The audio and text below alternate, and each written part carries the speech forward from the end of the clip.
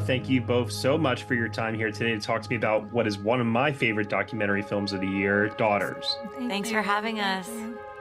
Thank you both so much. I thought this was such a unique perspective, first and foremost, because usually when I hear a setup like this and I head into a documentary based on this premise, I expect to see the story being told predominantly from the perspectives of the inmates within the prison. I feel like most stories will typically take that perspective. However, you do a really great job of showcasing the perspective of daughters back home and how much this connection means to them, not having their father's presence in their lives. So can you just tell me a little bit about that being the focal point in the heart of this movie? Yes. Well, when Natalie reached out to me and invited me to co-direct the film with her, I was, I guess, relieved because I was contacted by many other filmmakers and they wanted to tell the exact story you mentioned. Really focusing on the jail, the men in jail, and really and having access to the prison or jail. They were really excited that I could get in, and they just wanted to get in and show the walls and the gates, and I just wasn't interested in that because this did not come from a jail story. It came from girls in my organization that really wanted to connect with their fathers differently, and they are the ones who did all of this. They planned the jail dance, and they decided that they wanted to, write a letter to the sheriff. They decided the colors. It was their story. And so when Natalie reached out to me, she understood that we needed to center the girls because she literally listened to the TED Talk, which actually also centers the girls. And so I invited her to come to Richmond to meet with me, and immediately we connected because we understood the story that needed to be told. And so that's what you see today. And we stayed, committed to that, even though there were times where people would just what's going to happen with the fathers? How many times can you get into the jail? But spending time with the girls and allowing them to collaborate with us is what you're able to witness today. Now, how many girls did you have originally, and how many ended up making it into the final film? Yeah, about 26 families, and some Wow. fathers had multiple daughters attend the dance, maybe between 2 and 3. And all of the families had an opportunity to be a part of, the doc. But as Natalie has shared many times, some had moved to different facilities. Some people just didn't have the time. They have other worries, right, that they have to focus on. And being in the doc, especially when you are impacted by the criminal justice system, unfortunately, showing up every day and, with the camera probably cannot be your priority. But we ended up having about 6 families who stayed the course with us. And as we looked at our footage, we were lucky that we had 4 amazing young girls to be able to tell a coming-of-age story. They had different lived experiences, but the similarities of their fathers being incarcerated. And I'm grateful for the mothers, the fathers, and the daughters, believing in us and wanting to stick it out. Yeah, you guys also really lucked out with Aubrey, too. She was so animated and lively for, what was she, 5? 5, I know. Never met anyone like her. And she just, when we captured the dance, but we're not in all of these moments, right? So then when we reviewed the footage later and her microphone is just, everything she says throughout the whole time is just so incredible and embodied the theme of this film so strongly, the wisdom of a child, and that these girls are giving the wisdom to their fathers to heal. And so she's saying goodbye, take 3 deep breaths, don't say goodbye, we'll say see you later. We actually couldn't believe what we were hearing and seeing, what was coming out of her mouth, and that wisdom just pouring out of her. She became a very perfect kind of central human being in our story. Yeah. Now, I can see the effects that a program such as this would have before the release of the documentary. I'm curious to know if you guys, even from the premiere from Sundance, if you've already seen any kind of additional impact or change, people knocking on your doors, asking how they can get involved, et cetera, regarding this program, because I have a feeling, of course, when it releases to the world on Netflix, that's probably going to explode tenfold. Yes, for sure. And we are prepared for the next chapter of our lives, which is an impact campaign on what people can do locally at home or how they can join forces with organizations, specifically prison reform initiatives and work that actually continues to advance and support the unmet needs of Black girls to advance them. So we are prepared to move that forward. That was one reason why I also was in agreement to actually co-direct the film with Natalie, because I understood that the film could bring about awareness and it could actually leverage this movement, and these initiatives that are out there doing this work, because our work sometimes is silent, right? We're in the back, a lot of community leaders, their boots are on the ground, they're getting up every day, champion, and really trying to get people to join them. But if people don't know about your work, and they also don't know that work needs to be done. For an example, these harmful practices in the criminal justice system around visitation. So many people have approached Natalie and I knocking at our door saying, I did not know.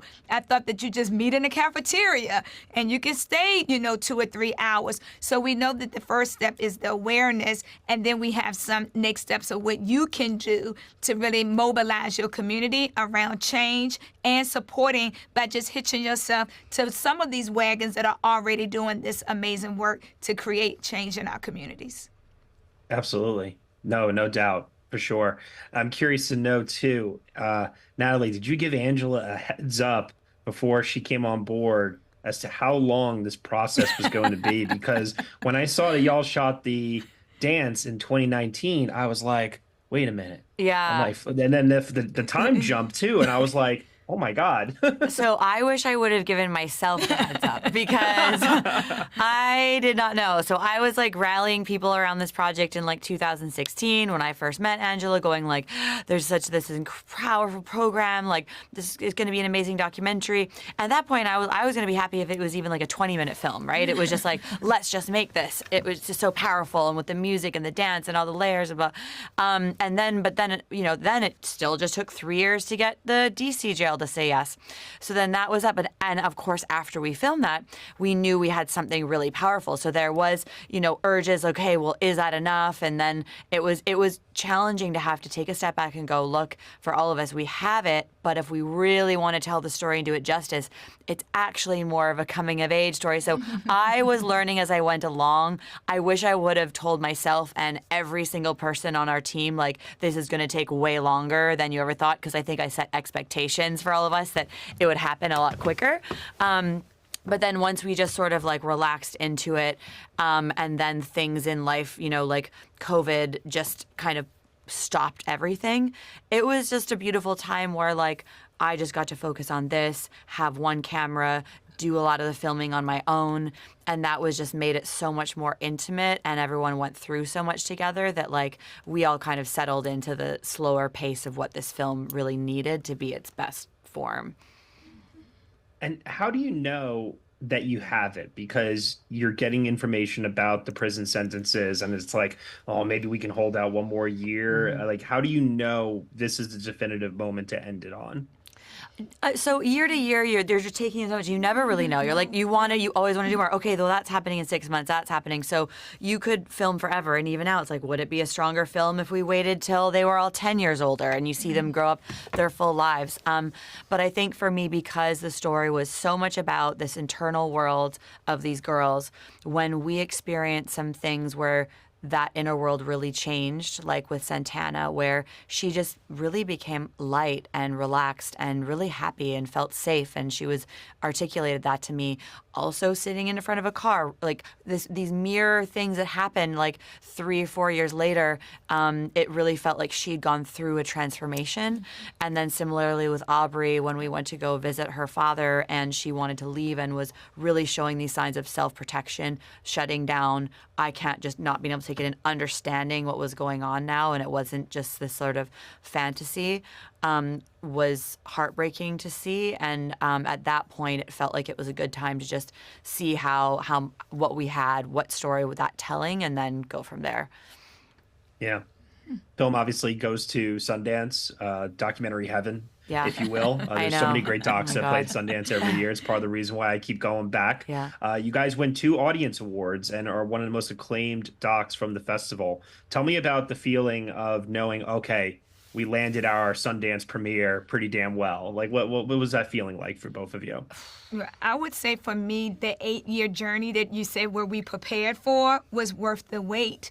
And I know, as a leader as well in my community, I'm always, preaching about time and patience, and like letting it weigh out. We're in a society that everything is so robust and so quick, but we don't always have our best, right? And I was like, wow, worth the wait, and I really felt that we nailed it when we didn't end at the dance, because that was a conversation. Like, let's end at the dance, maybe. But then we're like, no, because, the hard work that the girls and their fathers have to do still continues, right? And I wanted to make sure that we did capture that like Jay Anna, they still a work in progress, and all, but she gave it a shot, and it just helps people, to me, understand that it takes time not only to make a film like this, but it takes time to heal.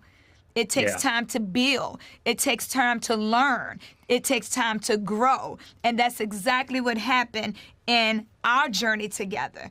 And then here we are with 2 doc awards from the doc heaven. I love that. The doc heaven. I mean, of course, it's like a dream, right? And you hold that and it's so high, and those are the places you want to go. And but I think we were lucky with the time. It's hard to keep it going. It takes a toll on your own health and your life and your relationships and sacrifice and all that kind of thing. But it also was so beautiful all the years. Okay, we're going to add these. We're going to edit here. 2 years editing with our first editor, and then another year editing with our second editor. Both of them brought so much, and this film wouldn't be what it is if it wasn't for both of their contributions as well. So we were just, I think, really lucky with just having time to let this age perfectly, both in the filming process, but also a very long edit process.